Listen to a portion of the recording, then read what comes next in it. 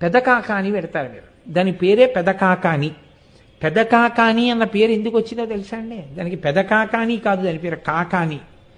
కాకాని అని పేరు రావడానికి ఒక పెద్ద కథ చెప్తారు, ఒక పెద్ద విషయం ఉంది, స్థల పురాణం.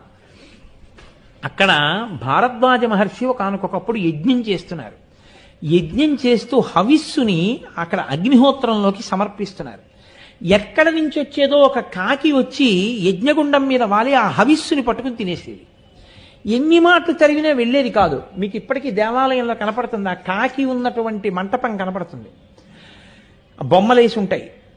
అది చూసి భారద్వాజ మహర్షి మిగిలిన ఋషులతో కాకి తినేస్తోంది, కాకి ముట్టుకోకూడదు కదా, ఈ కాకి ఎక్కడి నుంచి వచ్చింది అని అడిగారు. అప్పుడు ఆ కాకి మనుష్య భాషలో మాట్లాడింది, నేను ఒక ఋషి శాపం చేత ఇటువంటి కాకస్వరూపాన్ని పొందాను.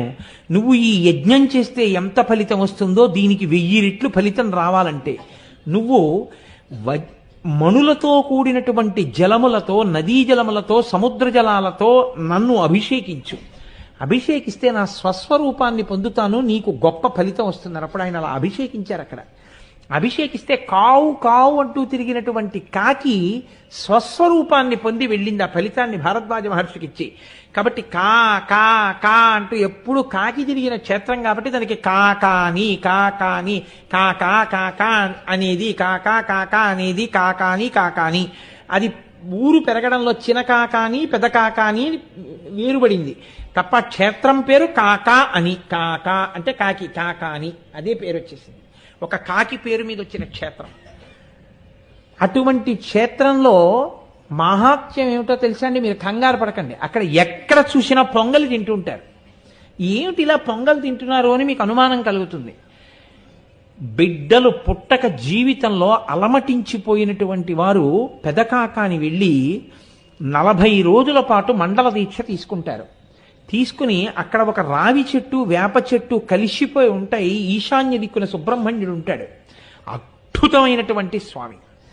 108 ప్రదక్షిణాలు ప్రతిరోజు చేస్తూ అక్కడ ఉండి పొంగలి వండుకొని ఆ పాయసాన్నం తింటూ ఉంటారు. అలా మండల దీక్ష చేసినటువంటి వాళ్ళు ఎందరో సంతానాన్ని పొందినటువంటి వాళ్ళ విశేషాలు అక్కడ మనకి క్షేత్రంలో ఉన్న వాళ్ళు చెప్తారు.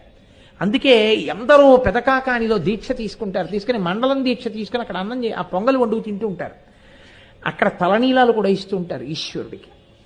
అంత గొప్ప క్షేత్రం. మీరు ఆ పెదకాకాని వెళ్ళినప్పుడు ఆ శివలింగం యొక్క వైభవం, ఆ అమ్మవారు, ఆ సుబ్రహ్మణ్యుడు చూసి తీరాలి. అంత గొప్ప క్షేత్రం పెదకాకాని.